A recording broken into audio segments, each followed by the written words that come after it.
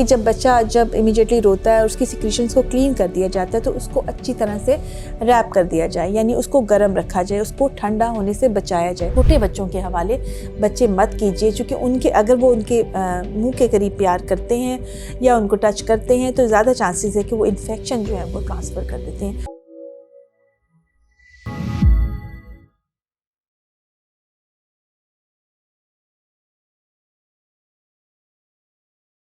इस वीडियो में हम बात करेंगे कि जो बेबी जब बॉर्न होता है तो उसकी क्या केयर हमें करनी चाहिए। जैसे ही बच्चा डिलीवर होता है, चाहे वो नॉर्मल डिलीवरी होती है या सिजेरियन सेक्शन होता है, अगर आपका किसी अच्छे हॉस्पिटल में डिलीवरी हुई है या कहीं पे भी अगर आपकी डिलीवरी हुई है, आप इसको वीडियो को कहीं पे भी सुन रहे हैं, तो इसमें बड़ी इंपॉर्टेंट बात है कि कुछ चीज़ों का हमने बहुत ज़्यादा ख्याल रखना है। ये स्पेशली उन लोगों के लिए ज़्यादा है जहाँ पर बहुत हेल्थ फैसिलिटीज़ नहीं हैं। तो इमीडिएटली आफ्टर बर्थ वो क्या बातें हैं जिसका हमने ख्याल रखना है। सबसे इम्पॉर्टेंट बात तो ये है कि जब इमीडिएटली रोता है और उसकी सिक्रीशंस को क्लीन कर दिया जाता है तो उसको अच्छी तरह से रैप कर दिया जाए, यानी उसको गर्म रखा जाए, उसको ठंडा होने से बचाया जाए।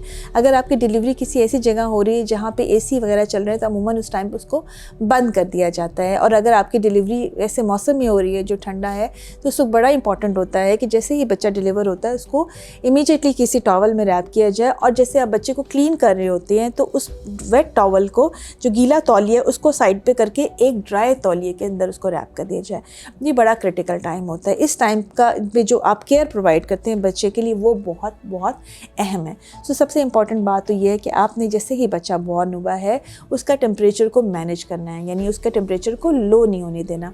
इसके अलावा दूसरी जो बहुत अहम बात होती है कि आपने जैसे बच्चा नॉर्मल है, हेल्दी है, आपने उसको किसी किस्म की गुट्टी, कोई ऐसी बाहर का दूध, कोई ऐसी चीज़, कोई शहद, कुछ भी नहीं देना होता।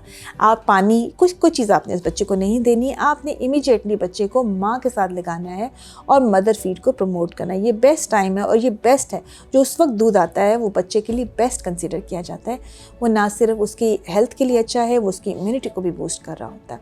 सो आपने इमीडिएटली मदर फीड की तरफ लगा दिया।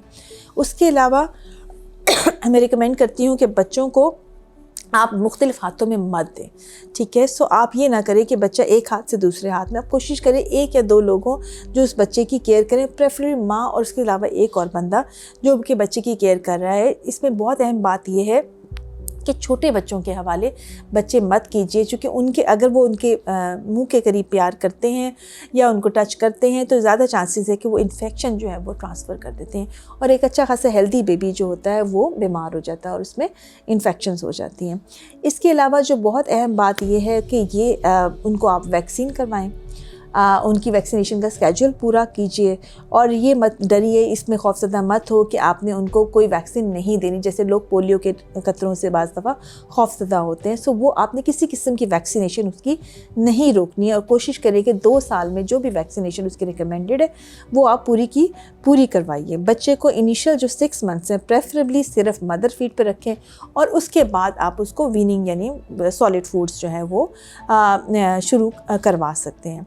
बच्चे में जो साइंस, जो कि डेंजर साइंस होते हैं, उसका ख्याल रखिएगा। याद रखिए कि जो बच्चा एक्टिव होता है, जो फीड ले रहा होता है, वो नॉर्मल बच्चा होता है। बच्चा बहुत देर के लिए सो जाता है, बच्चा समटाइम्स दूध निकाल लेता है, ये सारी चीज़ें नॉर्मल है। इसके लिए मत परेशान हो।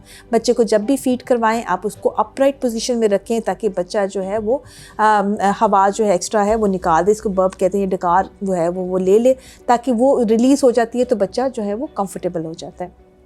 ये बड़ी इंपॉर्टेंट बात है। इसके अलावा जो डेंजर साइंस है वो ये है कि अगर आपके बच्चे का टेम्परेचर बहुत आपको कम लग रहा है, ठंडा लग रहा है या वो उसको टेम्परेचर है, बच्चा लिथार्जिक है, वो उतना एक्टिव नहीं नज़र आ रहा है या बच्चा फ़ीड लेना छोड़ देता है, ये सारी जो, अगर बच्चा बीमार हो तो वो फ़ीड नहीं लेता, ये बड़ा इंपॉर्टेंट है।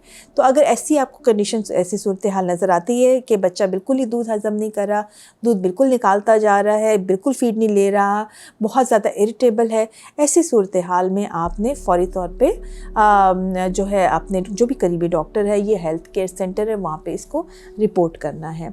कभी भी बच्चे को कोई दवाई भी बच्चों के डॉक्टर के मशवरे के बगैर मत दीजिए। ख़ुद से जो होम रेमेडीज़ होती हैं वो बच्चों पे अप्लाई मत कीजिए। अपने बच्चों का ख्याल रखिए और अपना ख्याल रखिए और दुआओं में याद रखिए।